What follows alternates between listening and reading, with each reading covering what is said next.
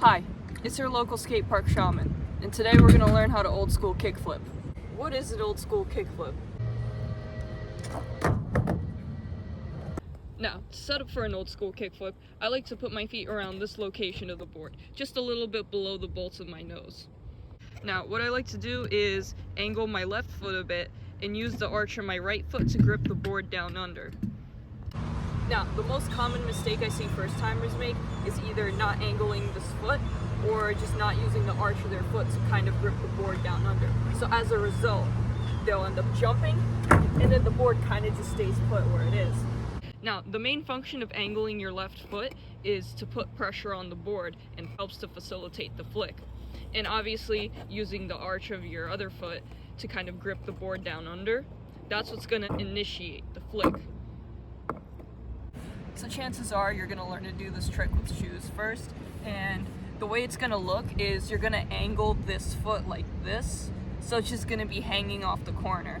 And with this foot, you're going to use the arch of the foot or the shoe, and obviously that's what's going to initiate that flick.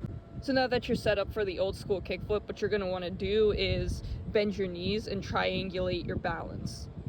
You're going to put equal weight on each side so that the board doesn't tilt either or direction. Envision a triangle in this area. And so what that's going to do is it's going to put pressure on the board and keep the board from tilting to either or direction. And essentially, you're going to want to put pressure down on the board completely perpendicular, and that's what's going to help facilitate a good, healthy flick. So once you flick your board, you're going to want to jump to the side like this.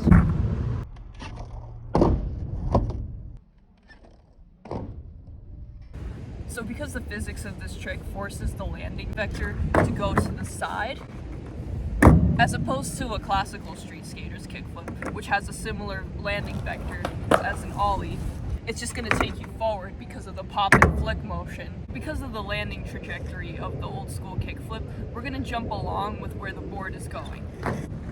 Which leads to another common mistake, which I see especially many street skaters do, is they would first try this trick, they would set up and start doing it with shoulders parallel to the board. Which makes sense since they're used to having their shoulders parallel to the board for a lot of their tricks. But with the old school kickflip, you're going to want to start this trick facing this way. And while you're in the air, that's when you take the opportunity to revert back to your native stance.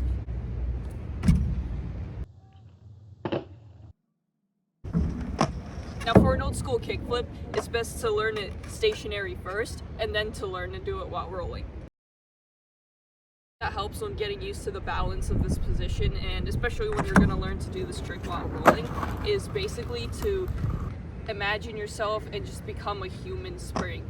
And so what this means is you're going to have the weight distribution in the front and the back, and you're kind of going to form like a zigzag pattern with yourself. And so the whole concept of becoming a human spring also helps when facilitating the flick, because when you're going to put pressure on the board and bend your knees down, you're going to keep it so kind of like a spring. It doesn't stay coiled for too long. And when you want it to spring out, it's going to do that motion really fast. So once you become more balanced in the setup, you're going to start to understand the upper pathway. So what this means is that, so imagine you're just picking up a tech deck with your hand and you're flicking it with your hand like this. When you're just picking up the tech deck with your hand, your hand feels relaxed and you're not just putting all the weight down in your fingertips. And so the same concept applies when you're doing the old school kickflip. You're gonna essentially just want to imagine yourself like you're essentially just gonna want to pretend you're just a giant hand picking up a skateboard and flicking it. What that's gonna do is, so the weight distribution is not just going in your feet. You're gonna have some energy in your upper body as well. And when you first start, you're gonna instinctually put a lot of weight down just to balance and get that sense of coordination. But later on, you're gonna become more and more comfortable with having the weight distribution within your body more even. So you're gonna have some weight and energy distributed in your upper body. In the event you get pre-mode, you'll still be in control and you're gonna be able to bail out gracefully. So if you happen to skate goofy, chances are you might be more comfortable with learning to old school heel flip instead of kickflip. So it's essentially the same thing, just going in a different direction. And all the same tips and principles apply with its respective direction. Some people might be more comfortable learning an old school heel flip, but for the most part, you can also just do the kickflip rotation and just revert back to goofy stance. So when first learning this trick, it might help to tighten your trucks just a little bit, especially when you're learning to first triangulate your balance. It's going to keep the board from tilting either or direction. If you're more used to doing the old school kickflip, you're not going to be as worried about the tightness or looseness of the trucks. It really does help to tighten your trucks temporarily at the start. And that is the old school kickflip.